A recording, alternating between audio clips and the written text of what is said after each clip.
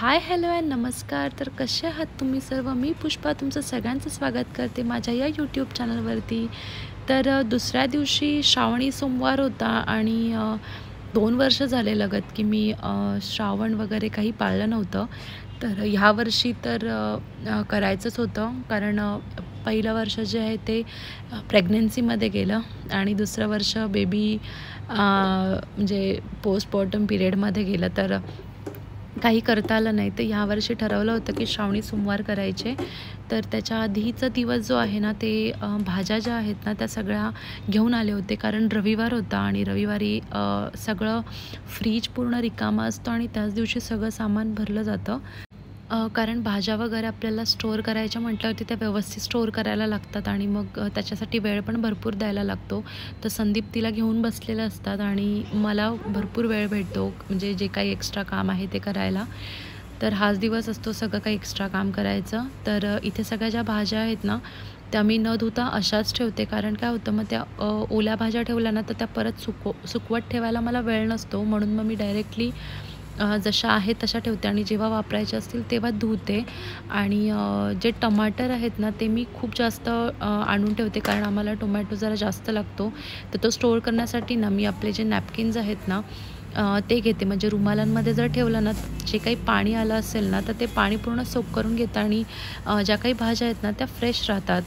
आणि त्यानंतर मिरच्या ज्या आहेत ना त्या मी स्टोअर करते त्या म्हणजे देठं काढून. देठांच्या इथे मिरच्या खराब होतात तर मिरच्या जर आपण देठं काढून ठेवले ना तर जास्त वेळ टिकल्या जातात. आणि त्याच्यात अजून एक आयडिया आहे ती अशी म्हणजे जर मिरच्या आपण अ, पूर्ण वाटून ठेवल्या तर आपल्याला जेव्हा पण लागेल ना तेव्हा आपण त्याची जी पेस्ट आहे ना ती वापरू शकतो. तर मी कधीतरी ते देखील करते. त्यानंतर ह्या ज्या भाज्या आहेत ह्या सॉर्ट करून बास्केटमध्ये ठेवते कारण कसं आहे फ्रीजमध्ये जेव्हा आपण भाज्या ठेवतो ना तर आपल्याला दिसत नाहीत काही भाज्या. आपण तशाच कॅरी बॅगमध्ये वगैरे जर ठेवल्या, पहिले मी कॅरी बॅगमध्ये ठेवत होते पेपर टाकून, पण काय व्हायचं ना त्याच्यामुळे भाज्या दिसत नव्हत्या की काय भाज्या आहेत. तर मग मी नंतर बास्केटमध्ये ठेवायला लागली. तर बास्केटमध्ये काय होतं आपल्याला व्यवस्थित भाज्या दिसून येतात की काय आहे आणि मग काय बनवायचं असं लक्षात येतं आणि आपण ठरवतो.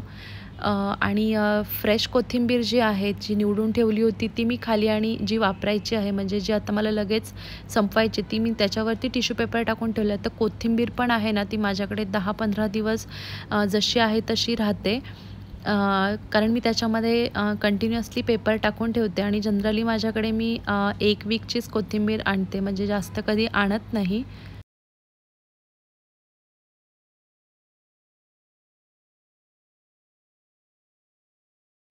तर ज्या काही भाज्या आहेत ना, त्या धुवून ठेवायलाच लागतात. म्हणजे आलं आहे किंवा कढीपत्ता आहे, ह्या गोष्टी आहेत ना, आपल्याला थोड्या-थोड्या लागतात आणि मग त्या टायमाला आपल्याला धुवायला वेळ भेटत नाही किंवा कढीपत्ता आहे, तर फोडणीमध्ये टाकल्यावर त्याचं पाणी उडतं. त्याच्यामुळे कढीपत्ता धुवून मी त्याची पानं काढून ठेवते आणि आलं देखील मी पूर्ण धुवून त्याची पूर्ण साल वगैरे काढून ठेवते.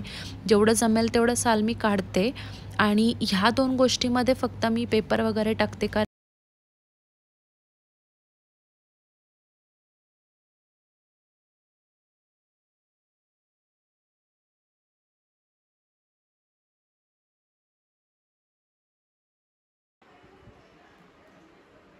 तर अशा प्रकारे सगळ्या ज्या भाज्या आहेत ना, त्या माझ्या सॉर्ट करून झालेल्या आहेत आणि व्यवस्थित ठेवून झालेल्या आहेत म्हणजे बास्केट्समध्ये. आता हे सगळं मी फ्रीजमध्ये ठेवते. तर जसं ज्या पद्धतीने ठेवता येईल त्या पद्धतीने मी म्हणजे फ्रीजमध्ये हे सगळं ऑर्गनाइज करेन. कारण काय होतं, म्हणजे काही फिक्स नसतं, की मला हे असंच ठेवायचं किंवा जे जिथे जसं आणि मला जे इझी पडेल अशा पद्धतीनेच मी फ्रीजमध्ये ठेवते.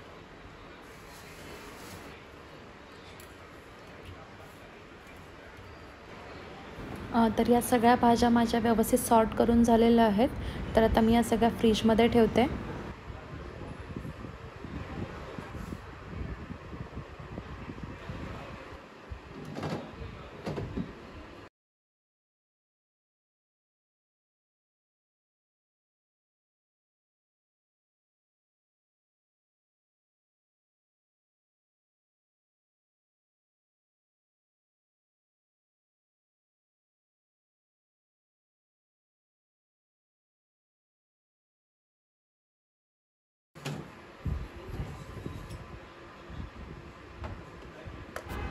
तर इथे हे जे लिंबू आहेत ना ते दह्याचं पॅकेट्स असतात ना बॉक्सेस त्याच्यामध्ये ठेवले होते आणि हे 1 महिना झाला मी याच्यामध्ये स्टोअर केलेले आहेत आणि ते बिलकुल पण खराब नाही झालेले आहेत कारण त्याच्या खाली मी एक टिश्यू पेपर ठेवलेला आहे.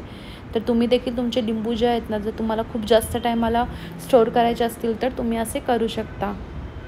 तर फुलं मला उद्या पूजेसाठी हवे होते. तर मला माहिती आहे की आज मला भेटत आहेत की नाही म्हणजे फुलं झाडाला येतील की नाही कारण कळ्या तर दिसता नाहीत म्हणून जे काही रविवारी आले होते ते सगळे मी फ्रीजमध्ये ठेवले होते. त्यानंतर जेवण वगैरे झाल्यानंतर जे काही सकाळी काम होणार नाही अशी जी कामं होती ना ती रात्री सगळी कंप्लीट केली होती. तर ही जी समई आहे ना ती घासायची होती तर ही मी रात्रीच घासून व्यवस्थित पुसून ठेवली कारण पुसली नाहीत ना तर ती खराब होते आणि त्याच्यावरती डाग राहतात ते पाण्याचे त्याच्यामुळे ही पुसायलाच लागते. तर हे काम मी रात्री कंप्लीट करून झोपले आणि त्याच्यानंतर सकाळी जी आहे ती श्रावणाची तयारी चालू करायची होती. तर पूजा एकदम सिंपल केली. मला इथे काही फुलं वगैरे भेटली नाहीत कारण जवळपास इथे काही नाही आहे. म्हणून जे काही म्हणूनच तर मी एक जास्वंदाचं झाड घेऊन आली होती की जेव्हा पण फुलं येतील तेव्हा मला पूजेसाठी वापरात येतील म्हणून मी ते तरी ॲटलिस्ट घेऊन आले कारण इथे फुलं अशी काही बाहेर आपले जसे पुण्यामध्ये बसतात किंवा काही असल्यावरती पुण्यामध्ये बाहेर गेल्यावरती अशा मावशा बसलेल्या असतात रोडला फुलं वगैरे घेऊन तर तसं इथे काही नाही आहे.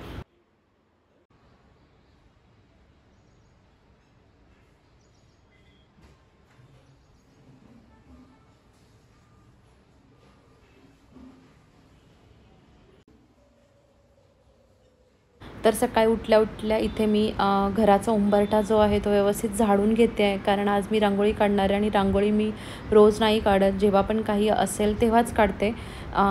तर आणि जर रांगोळी काढली ना तर इथे खडूनी रांगोळी काढतात. तर मी पण ट्राय करते कधीतरी पण होत नाही माझ्याकडून. पण तरी मी साच्याने तरी रांगोळी काढते आणि जी रांगोळी आहे ना ती नाही निघत म्हणजे जशी आहे तशी 2-3 दिवस तरी राहते. तर उंबरठा मी इथे व्यवस्थित ओल्या कपड्याने पुसून घेते आहे आणि त्याच्यावरती कुंकवानी स्वस्तिक बनवून घेते आहे.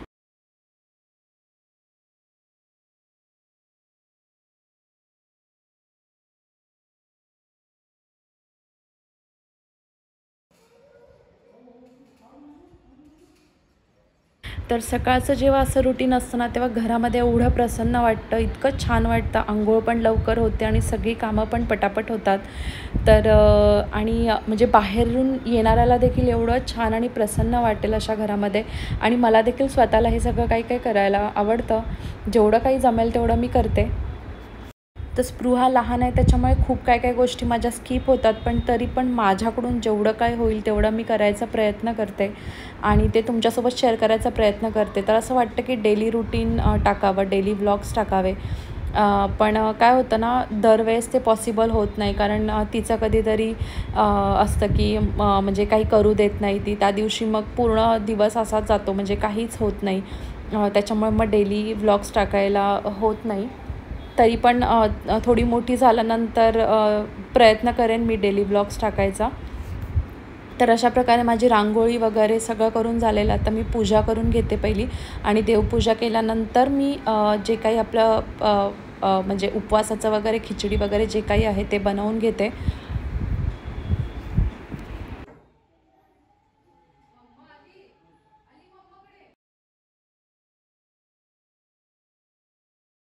आणि देवा वगैरे जे काही घासायचे आहेत ना ते मी किचनच्या सिंकमध्येच घासते कारण पितांबरी व्यवस्थित वापरून व्यवस्थित साफ करता येतात, व्यवस्थित घासून घेता येतात. त्याच्यामुळे जे काही आहे ते मी किचनमध्ये साफ करून घेते आणि देवघरामध्ये आहे ना तेलाचे डाग वगैरे आलेले असतात तर ते आहेत ना मला तर आज घासून घ्यायचं होतं आणि त्याच्यासोबतच मला जे देवाचं आसन आहे ना ते देखील चेंज करायचं होतं तर ते मी आधीमध्ये चेंज करते. कधी जुनं काढते, कधीतरी आपले जे ब्लाऊज पीस असतात ना ज्याचे फ्रेश कलर्स असतात ना ते देखील मी कधीतरी टाकते आणि थोडासा लूक बदलला ना तर बरं वाटतं आणि ते मी सारखं आधीमध्ये करत असते. तर आधीचा जे कपडा होता ना तो ब्लाऊज पीसाचाच होता आणि तो कलर ना खूप छान असा उठून दिसत होता.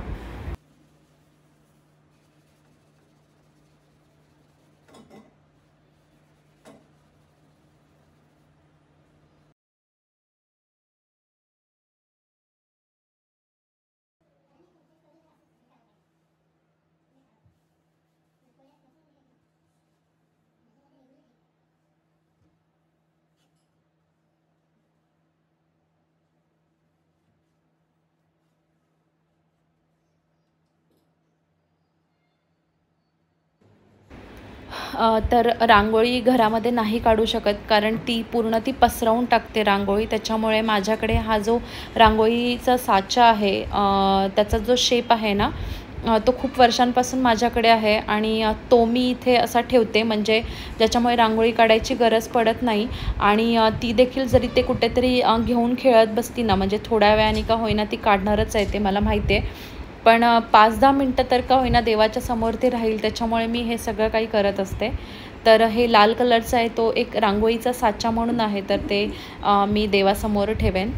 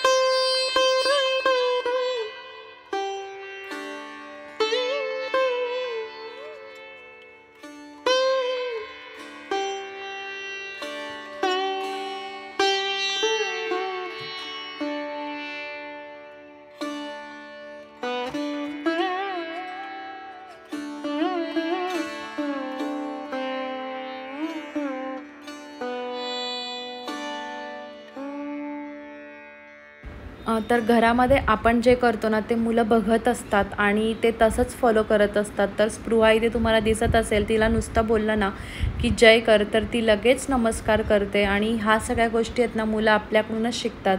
त्यांना वेगळं काही आपल्याला क्लास घ्यायची गरज नाही आहे की असं कर किंवा तसं कर, ते आपलं आपलं बघूनच शिकतात. आणि समईमध्ये मी कधी वात वगैरे नाही लावत. माझ्या दुसऱ्या ज्या समई आहेत त्याच्यामध्ये मी वाती लावते, पण ही जी मोठी समई आहे ना, याच्यामध्ये मी वात नाही लावत. तर हे अशा प्रकारचे आपले म्हणजे वॅक्सचे कॅन्डल्स असतात ना, हे लावते. आणि हे मला माहिती आहे, हे मी थोडा वेळ आणि स्पृहा या ठिकाणी म्हणजे येत नाही. एकदा मी आहे तोपर्यंतच ती देवाच्या जवळ असते, त्याच्यानंतर ती बिलकुल पण इथे जात नाही.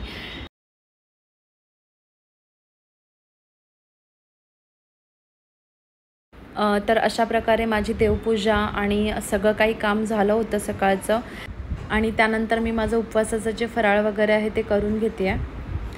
तर तुम्हाला आजचा व्हिडिओ आवडला असेल तर प्लीज लाईक करा. आणि चॅनल हा माझा नवीन आहे, तर मला असं वाटतं की तुम्ही माझ्या चॅनलला सबस्क्राईब केल्याशिवाय जाणार नाही.